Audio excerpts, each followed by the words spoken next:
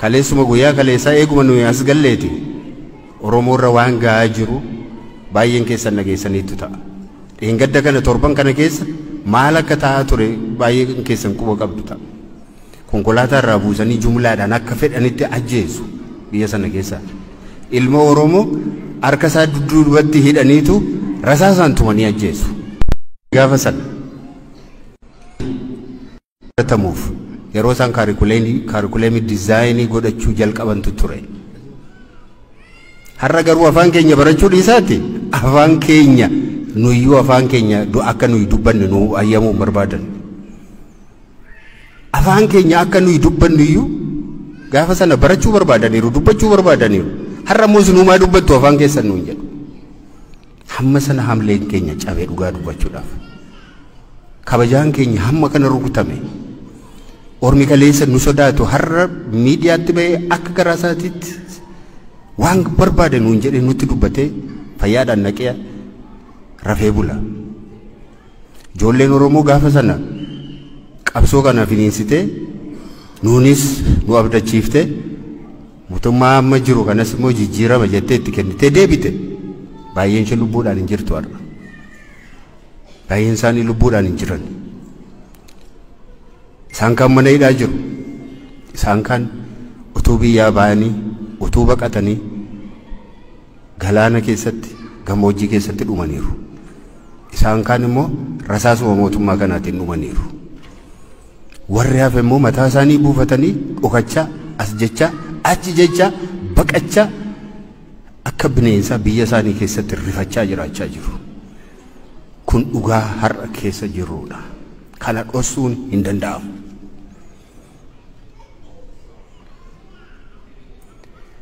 Kanaatiif nuyi ba'uun keenyaanii fi Jawaar ba'uun keenya duwwaan gammachuu guutuu hin fidu. Hooggantoonni adda bilisummaa Oromoo akka jiranitti guutummaan isaanii mana hidhaa jiru. Yeroo hidhaman iyyuu jechuudha. Bakka aniif Jawaar itti hidhamnee fi bakka warri isaan itti hidhaman illee garaagara ture dhugaa isaa dubbanneef. Isaanin gammoojjii keessa olii gadi naannessu bakka itti jijjiiru akka namni hin dubbisne godhu akka galaan isaan hin dhaqqabne godhu akka isaan yaalii hin arganne godhu rakkoo guddaa darara guddaatu irra ga'ee jira. Ammallee rakkoon sun dararri sun isaan irra jira. Yeroo meeqa mana murteeti hagadi haa lakkifaman jedhee abbaan murtee yeroo gadi lakkisu deebisanii immoo qabanii yeroo poolisiin tokko gadhiisu poolisii biraan immoo qabee fudhatee deema butee. Kana keessa jirra dhiiroo haadha. Kanaaf anaaf yeroo gammachuu miti. Isiniif illee yeroo gammachuu ta'uu hin danda'u. Dhuguma nuyi ba'uun keenyas salphaadha jechuu koo miti. Haa ta'u iyyuu malee guutuu ta'uu hin danda'u. Qabsoon keessan itti fufuu qaba. Hiriirri keessan kaleessaa itti fufuu qaba. Gargaarsi keessan kaleessaa gargaarsi isin kaleessa gochaa turtan dhaabbachuu hin qabu. Hogganoonni Oromoo anaaf Jawaar duwwaa miti. Dhuguma namoonni tokko tokko nu wajjiniin ba'aniiru. Hamzaa Booranaa fi Dajanee Xaafaa nu waliin dhufuuf turan qaama imala kanaa ta'anii haa ta'u iyyuu malee sababii viizaa argachuu hin dandeenyeef biyya keessatti hafaniiru.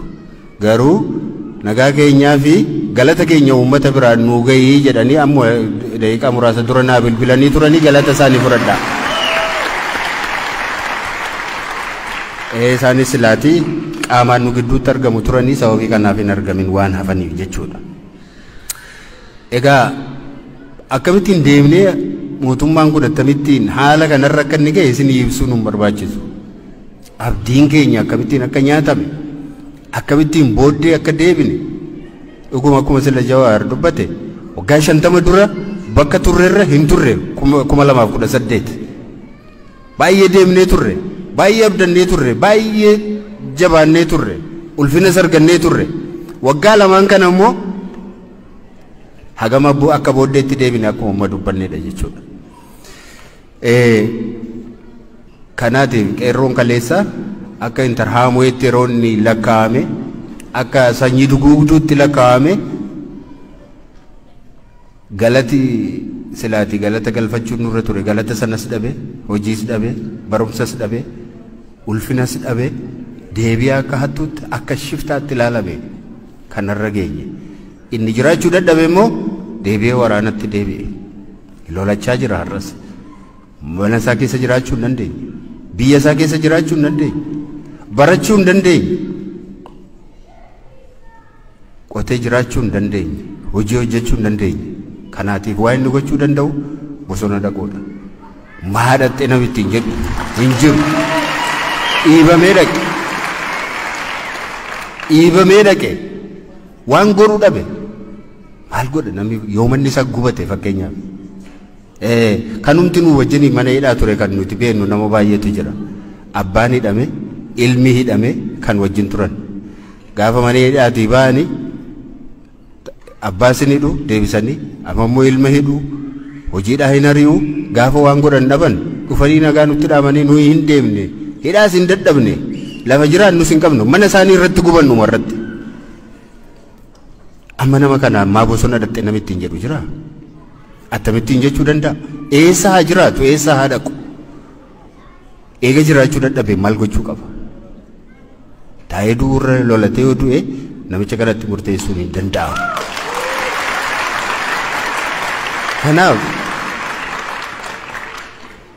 kanaaf haalli nuyi keessa jirru har'a fakkaata mootummaan addunyaa kanarratti mana qotee bula mana hiyyeessaa gubee bira dhaabate itti sirbu mootummaa Itoophiyaa malee argine hin beeknu nuti mootummaa nama osoo lubbuun jiru ibiddatti waadee gubee gaggaragalchee akka nama foon waaduutti guggubee osoo hin gaafatamin hafe mootummaa Itoophiyaa malee dhageenye hin beeknu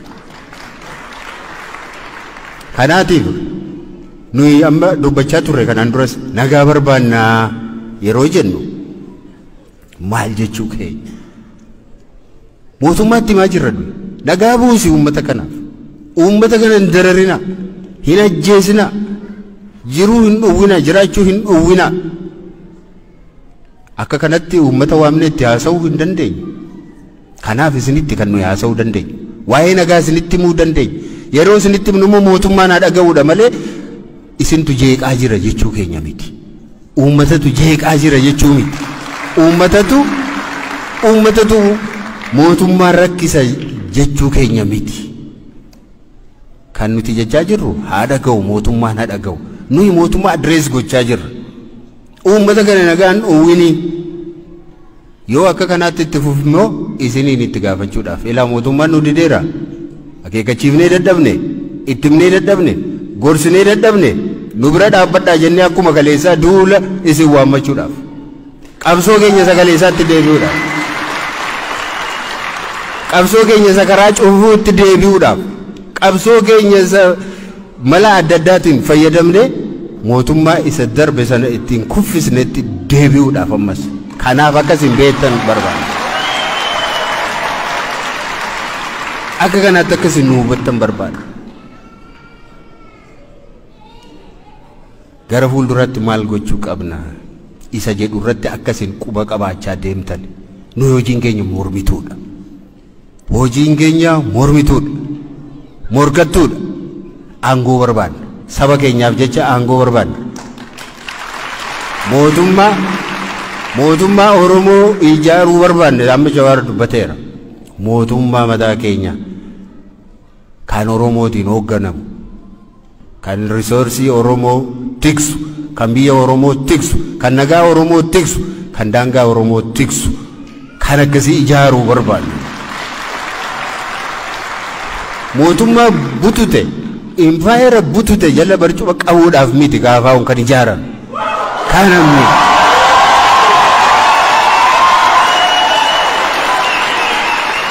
kana gochaas hin jiru kanarraati shakkii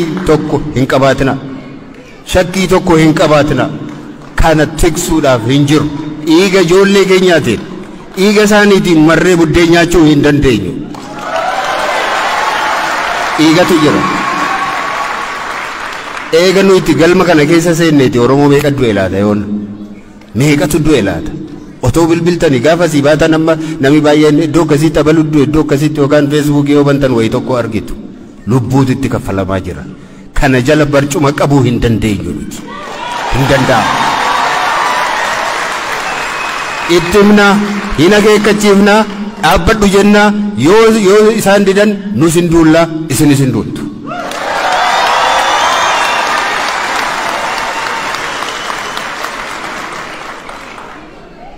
Kanaaf dhiiroo waa'ee eenyummaa keenyaallee deebisnee dubbachuu dadhabne yoo eenyummaa keenya waa'ee Oromoos haa ta'u waa'ee saba biraas haa ta'u waa'ee afaan keenyaas dubbanne akka xiqqummaatti lakkaa'ame deebi'e xiqqoo taatan gandatti galtan gadi irrattan akkas taatan jedha. Nuyi kana fudhachuudhaaf hin jirru. Nuyi kaleessas gaafa ijaaramne waan ittiin ijaaramne jalqaba mataa keenyaa maqaa keenyaatti jalqabee beekamaadha. Kanas jala mureessuun itti himuun barbaada. Nuti Koongireesii Federaalawaa Oromoo jedhamnee waamamna. Dhaabbi keenya har'a toon taane gaafuma jalqabee mala qabsoo isaatiis lafa kaawwatee jira. Garamitti akka deemus lafa kaawwateeti jira jechuudha. Akka baay'ina keenyaatti, akka teessuma keenyaatti, akka risoorsii keenyaatti ofii keenya bulfachuu danda'u mirga kana gonfachuudhaaf falmachaa jiru. Garba namaa ta'uudhaaf falmaa hin jiru. Sabaaf sablammii biraa wajjin nagaa jiraachuu barbaadu. Garuu harka tokkoon wannoo ta'uun hin danda'amu. Nagaa namaa kenneef nagaadhaan wajjin jiraachuun barbaachisaadha. Oromoon nagaa barbaada. Nuyi wannoo keenya keessa vaaliyuu keenya keessaati sana keessaati baanii hin beekne. Ammas kanumaaf qobsoo. Kanaatiif yeroo waa'ee nagaa yeroo haasofnu nuyi kanaan dura waggaa meeqa duraatii jalqabee tartiibatti hin deemaa jirru qabna. Maal jechuudha kun? Biyyi keenya rakkateera, nagaa dhabeera, beela'eera. Mootummaan nagaa dhowwateera. Warri diddan immoo mootummaa nagaa nu dhowwate kanaaf hin jilbeenfannu nus waraannee lollee duunaa yookaanis immoo mirga keenya deeffanna jedhanii warri jiran immoo jiru. Kana gidduutti qoonni hin jiru. Dinagdeen guddataa hin jiru. Nagaan hin jiru. Baratamaa hin jiru. Rakkoo kanatu jira. Kanaatiif maal jenna nuyi? Dhaaba warri rukuttan. Uummataan jechaa jirra miti kana bara. Uummatatu rakkoo uuma jechaa hin jirru nuti. Inni tokko mirga isaatiif falmataa jira. Inni tokko immoo ani mootummaadha jedhee waraana labsee jira. Kanaatiif lamaan keessan iyyuu dhaabaa. Dhaabaatii bakka tokko taa'aatii gara mareetti deebi'a. Kanaatiif national dialogue yeroo jennu nuyi waraanni bilisummaa Oromoo, waraanni TPLF, mootummaan taa'anii dura haa mari'atan. Waraana dhaabuu irratti walii haa galanii jenna. Kana jechuun qawwee keessan kennaa jechuu keenya miti. Qawwee kennaa hin jenne nuti. Qawwee keessan kennaatii taa'aatii mari'adhaan jenna. Qawwee eega kennanii marii maalii barbaachisa? Marii hin barbaachisu eega kennan. Kanaatiif lafa jirtan jiraadhaatii waan qabdan qabadhaatii taa'aatii mari'adhaa. Egeree biyya kanaa irratti taa'aatii mari'adhaatii murteessaa.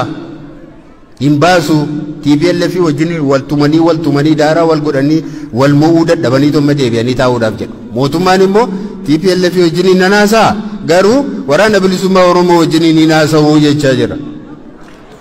Nu immoo maal jenna? Haasa'uun dirqama.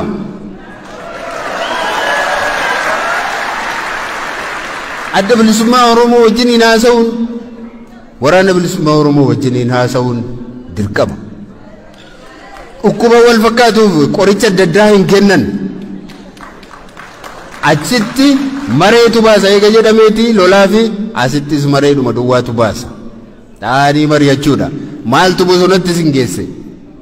Ijoolleen achi jiran koo baay'een isaanii namoota digrii qabanidha. Namoota beekumsa qabanidha. Namoota hawwii guddaa qabanidha.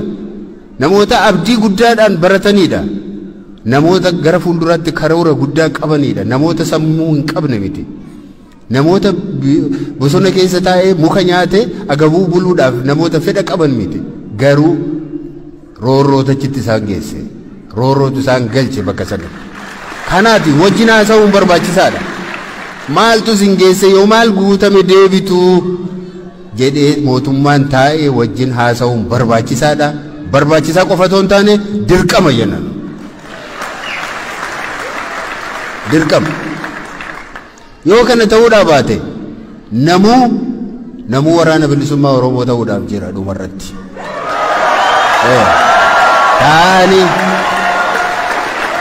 Taa'anii wajjin haasa'uun barbaachisaadha. Nagaan bu'u akka bu'u yoo barbaade mootummaan akkuma TPLF wajjiniin haasa'uu jalqabe yookaan karoorfatee jiru waraana bilisummaa Oromoo wajjinis taa'ee gaaffii isaanii keessummeessuun dirqama isa jedhu kaasuu barbaanna jechuudha. Kanaatiif yeroo qabsaa'ota yeroo tokko akka gaariitti utoo hubannee gaariidha. Namuu akka itti gara qabsootti dhufe qaba. Namuu akka itti gara qabsootti dhufe qaba. Akkuma dammaqetti dhufa namuu. Akkuma dammaqetti gatii baasaa dhufe hundumtu. Namni gatii hin baasin iddoo kana ga'e hin jiru. Namni dhiiga ilmaan isaatiin, dhiiga obbolaa isaatiin utuu du'aa jiru, utuu ajjeefamaa jiru, utuu dararamaa jiru, biyyaa bahu, utoo biyyaa bahaa jiru, karaa wajjiniin taa'ee araaramuu kan barbaadu hin jiru. Araaramiti amma taa'anii haasaanii waan walii kennanii waan walii